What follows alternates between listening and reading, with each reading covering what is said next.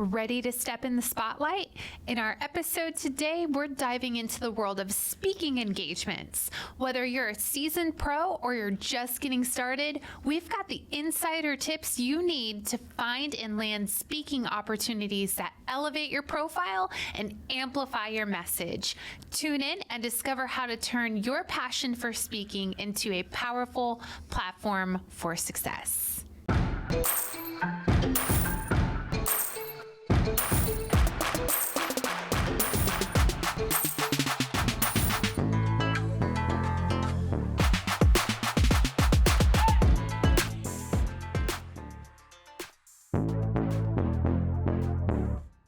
Lady bosses, are you working even after putting the kids to bed but still not getting results? Are you tired of spending money on ads that aren't getting engagement? Do you feel burdened that you aren't fulfilling your purpose in life because you are so consumed with work?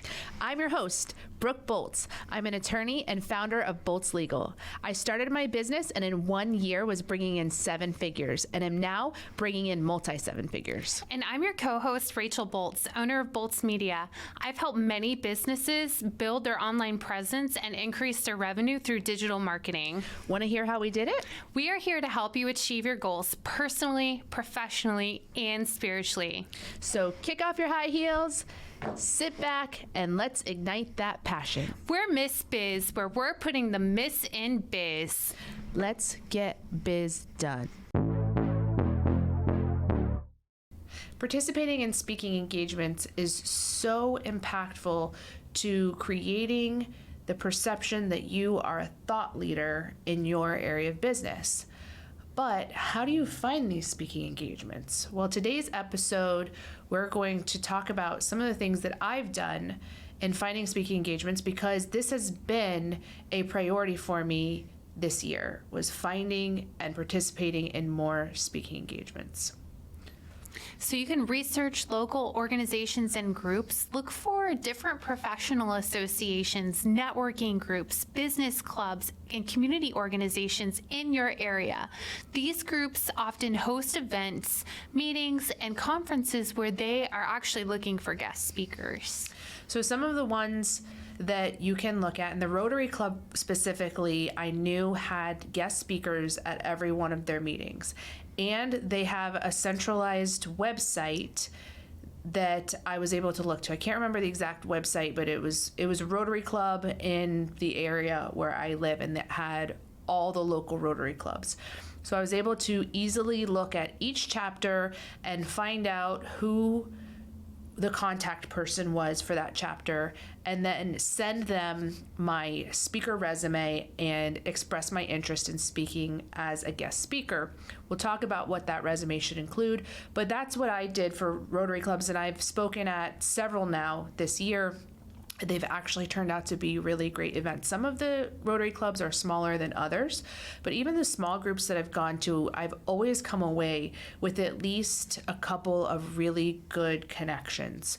And so it's been a great way to spread the brand of Boltz Legal and build direct relationships with the people in these organizations. So aside from the Rotary Club, there's the Chamber of Commerce that almost always has guest speakers at their events. I've spoken at the Oviedo Winter Springs Chamber of Commerce this year, actually, and it was a great event, again, full of business owners, which are the target market for Miss Biz. Also, professional associations within your industry. So for me, that would be lawyer groups. There's just so many. You don't even, I think, realize how many organizations there are out there until you just start Googling. There are so many women business groups. Even within the chamber, they have a subgroup for the women business owners. Mm-hmm. So there's just so many different types of organizations that are always looking for guest speakers. And you just have to find who they are and send them your speaker profile and express your interest. So also, there's networking groups. BNI, for example, that Rachel and I are a part of. As part of your membership, you get to give a 10-minute presentation once every several months. but that's an opportunity to speak in front of a group. There's nonprofit organizations, the Lions Club, Kiwanis clubs, educational institutions. I've spoken at both Rollins College, which is a college here in Orlando. I've also spoken more than once at Palmer Chiropractic College in Port Orange. And those opportunities just arose because I met someone who went to school there. Actually, Palmer, originally, I don't think I knew anyone there directly. I think we just reached out by email and discussed the topics that I could speak on, and we thought they would be of interest to their chiropractic students. And they expressed an interest, and I went and did a couple presentations there. And then finally, as religious organizations also are oftentimes looking for guest speakers. So this is just a list of some of the type of local organizations that you can reach out to express your interest in speaking at one of their meetings. If you enjoy the Miss Biz podcast but still have questions or need advice, we have some exciting news for you. Join us for Miss Biz Connects. Miss Biz Connects is a weekly 1-hour Zoom call on Fridays at 10 a.m. Eastern Standard Time. This is 1 hour each week dedicated to you. We want to meet you and put our brains together to help you grow personally, professionally, and spiritually. To access the meeting link, visit us on our social media pages at Miss Biz Podcast or send us an email to missbizpod@gmail.com. Join us this Friday and let's grow the Miss Biz Nation. I love that. So once you have like an Excel spreadsheet of all these different organizations, of places that you want to contact, you can then start working on your speaker resume. So I have 2 speaker resumes. I have the long version and the short version. So we'll start with the long version first. And these are the ones that you'll attach to an email when you're sending an official formal email to someone to request a speaking engagement. So you'll obviously have your name and business title, the topics that you can speak on. This really needs to be front and center. It's very important because the first question that they will ask, they may look and say, oh, you've got a great educational background or something like that, but what are they going to share with our audience that's going to be of interest to our membership? So putting the topics that you can speak on, maybe 3 to 5 of those, is really going to make an impact on whether or not they choose to invite you to speak. Then you'll put a brief biography, your professional biography. Then I put a few fun facts, 3 or 4 fun facts in bullet point format. Then some videos. You can't put the actual video, but put the link to the YouTube video so that they can see what your personality is like. So if you have some YouTube videos or social media videos that you've posted before where you're speaking, it's good to put those links in the resume so that they can click it and see what you look like, what your personality is like, and get a feel for what type of presenter you would be. Next is some photos, and I do kind of a mix of photos. You can do both some professional photos, but you could also do some more personalized photos, maybe professional pictures of you with your family, or you with a pet, or something, you with a client, something that humanizes you, not just a straight professional headshot.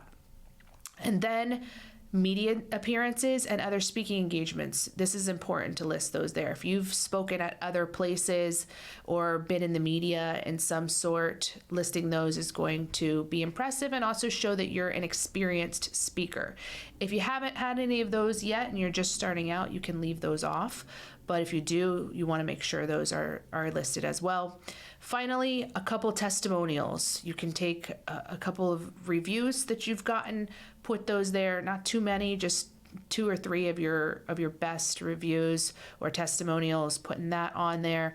And then finally is the list of all your links, your websites, your podcast links if you have a podcast, social media links, just if you have a YouTube channel, your YouTube channel links, just listing your links at the bottom is going to make it easy for people to click and look at more information about you and get a better feel for who you are. So what does the abbreviated version look like? So the abbreviated is going to be one page, and it is for the purpose of posting it on social media posts. So next I'm going to talk about how you can find speaking engagements through Facebook groups, but having a one-page abbreviated speaker resume is something that you can post in a comment on a Facebook post, and people can get a quick idea of who you are and they can respond to it. You obviously don't want to post 3 or 4 or 5 pages of a full speaker profile on a social media page. So you want to have the one page, and then that one particularly, I like to be really colorful and stand out, because if a bunch of people are posting it in a comment section, I want mine to stand out and be noticeable. So that's really the abbreviated one. And for that one, the main things I would include on it is obviously your name and business title, the topics you can speak on, other speaking engagements you've done, media appearances, and then a short bio and some of your links. That's probably the top things to list on the abbreviated version. So how do we find these different groups online? So these groups, I cannot tell you how many opportunities you can find on these groups. Probably the one that has lent itself to the most opportunities for me has been the one called Need a Guest. Need a Guest. And this is where people who have podcasts who are looking for guests for their podcasts. So nowadays, the in-person speaking engagements are going to be the best for direct relationship building. However, being on the podcast is going to have the most long-term repeated impact, because people will be listening to this podcast episode for years on end, and you have the ability to forward the link to this podcast to many other places and to post it on your own social media. So being a guest on a podcast is really beneficial to building your credibility as a speaker and as an authority figure in your business. So the Need a Guest Facebook group is incredibly simple. It is exactly what it sounds like. People post on this page, I'm looking for a podcast guest who can speak on weight loss, whatever it may be, whatever the topic may be. And then people just go, me, I can. And those people who are just saying me, yes, me, they're not getting responses. But if you have your abbreviated speaker resume that you post there, and then you write a couple of sentences, I would be honored to be a guest on your podcast. I have direct experience and knowledge in the field that you're looking for because, and then have your abbreviated resume. That has been tremendously successful for me. I've been on this year alone, which is the year I've been focusing on it, where basically a quarter of the way through the year, I've been on over a dozen podcasts just from simply commenting on other people's posts. And Need a Guest has been the best one with the most opportunities. There's some others. One's called Speaker Connections. There is Breakthrough Public Speakers, Podcast Guest, and Podcast Guest Connection. Those are some of the Facebook groups. There's also a paid option that I plan to participate in but have not yet, but it's been highly recommended to me, called Pod Match. And so these are people who are podcast hosts who are all trying to be matched with the right speakers that they're looking for.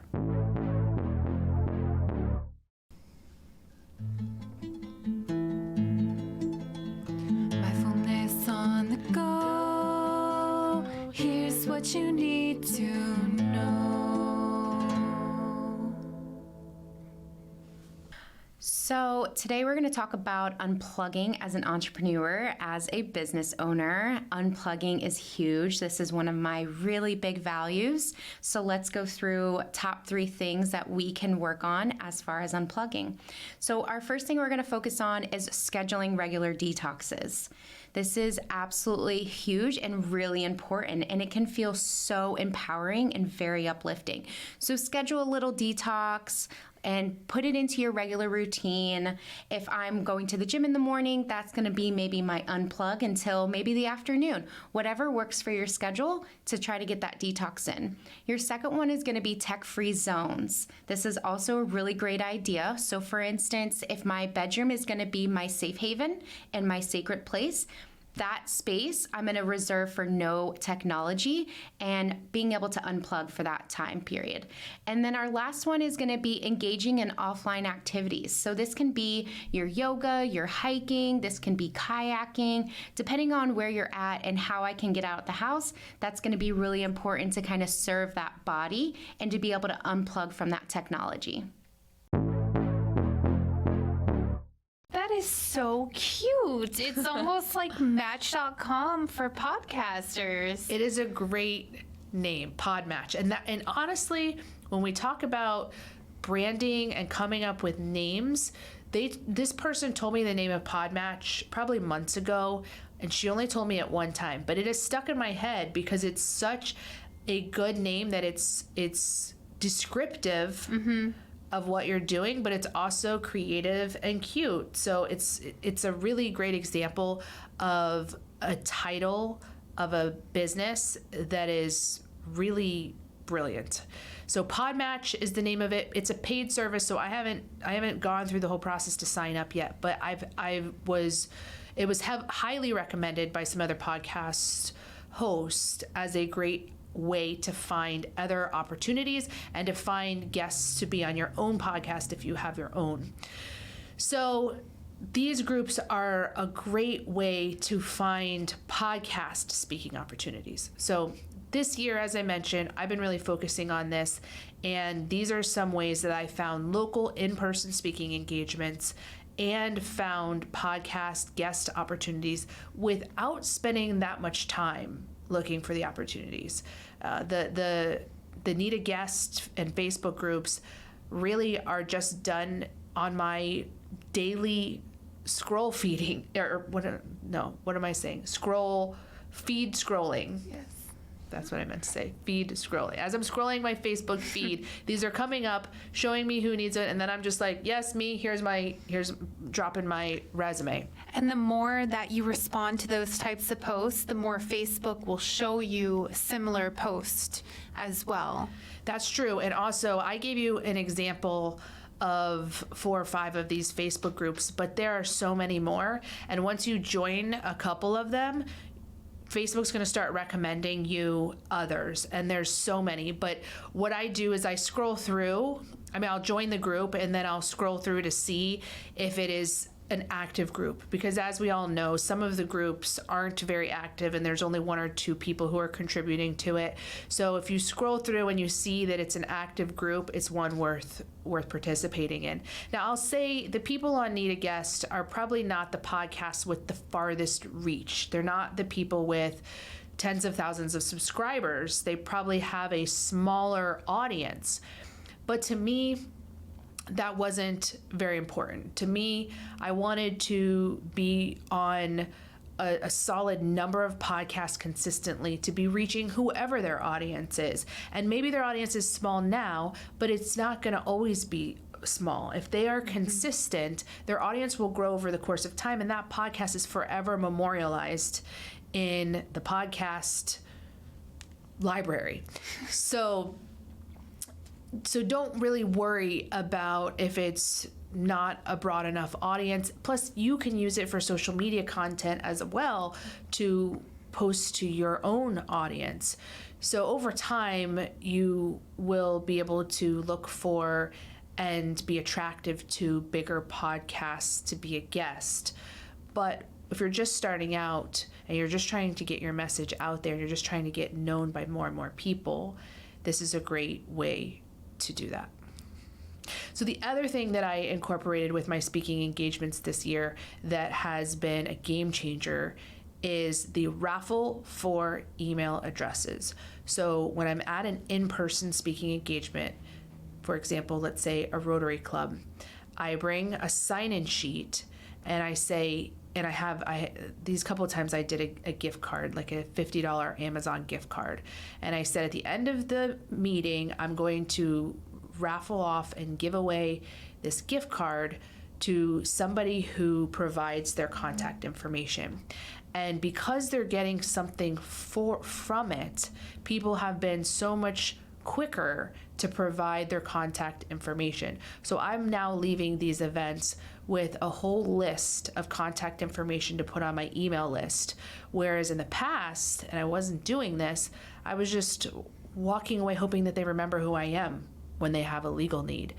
So this was a game changer. Bringing a raffle item to get the email addresses has really, really increased the effectiveness of the speaking engagements. And I've also brought a little gift to each of the speaking engagements as well, which people appreciate and help them to have a very positive impression of you. I will say it is very beneficial if you have someone dedicated to writing down their contact information, preferably someone who has nice penmanship. That would be most beneficial, because I cannot tell you how horrible some of people's handwriting is. And it's not that it's horrible, it's just it's difficult to decipher. So if you have an iPad that people can use to just enter in their contact information to win this prize, or have somebody dedicated at your booth to write it down for them, you will be thankful later. Good point. Also, the business card. If they just provide their business card, as long as it has their email address on it, then that works too. Yeah, because if you can't read it, then there's no, I mean, you haven't really won anything. It's not going to let you add an email address that doesn't exist. Right. So these are ways to find new speaking opportunities, to broaden your reach, to gain a bigger audience, to have more people go through the know, like, and trust continuum to get to the place where they know you and want to work with you. So try these things and let us know if they work for you. Hebrews 11:1. Faith shows the reality of what we hope for. It is the evidence of things we cannot see. We appreciate you and are honored to be on this journey with you. We can't wait to help you, to encourage you, and show you how to grow personally, professionally, and spiritually. If you found Miss Biz helpful, please leave a review and share with others. You can follow us on social media at Miss Biz Podcast. For legal questions or services, please visit boltzlegal.com. And for digital marketing needs, please visit boltzmedia.com. Let's get biz done.